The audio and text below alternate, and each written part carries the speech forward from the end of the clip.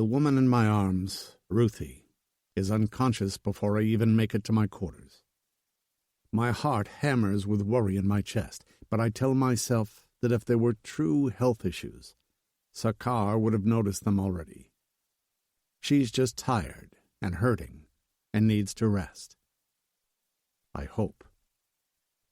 I don't want to do the wrong thing for her. She needs a champion, and I knew the moment I saw her that I'd be hers. Once inside the quarters I share with Dopek, I shut the door behind me and switch off the lights. I know where my bunk is in the dark without having to stumble about, despite the mess on Dopek's side of the room. Gently, I lay Ruthie down in my bunk and tuck the blankets around her.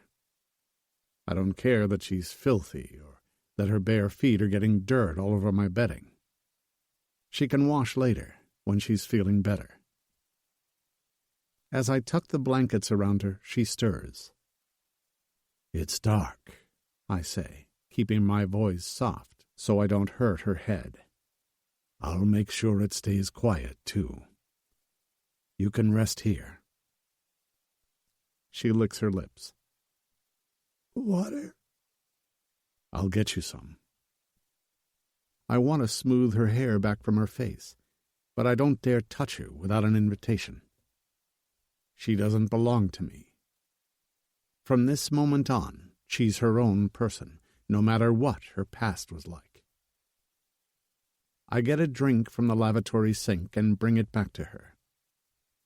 Her hands are shaking as I help her take small sips, and then she relaxes against my pillow, silent and wary. "They drugged you?"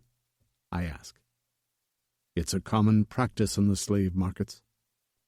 Hurts the values of the merchandise if they're all screaming and hurting themselves trying to get away." She's quiet for a moment and then says, "I didn't mind the drugs. It was better than the reality." I know how that can be. Before I joined Lord Strake's crew, I worked in an asteroid mine. I saw some of the worst things in the universe. I know how bad people can be to each other.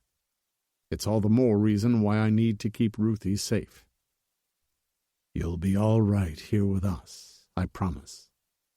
This ship is a good ship." "Are you taking me back home to Earth?"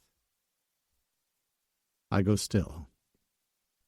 I hate the hope in her voice. She's dazed from the drugs, so she doesn't realize, or maybe it hasn't sunk in, that she's a clone, that she was never on Earth, that there's no home to go back to. I won't lie to you, Ruthie. You're a clone, a created person just like me. There's no home for us. We were created in a lab,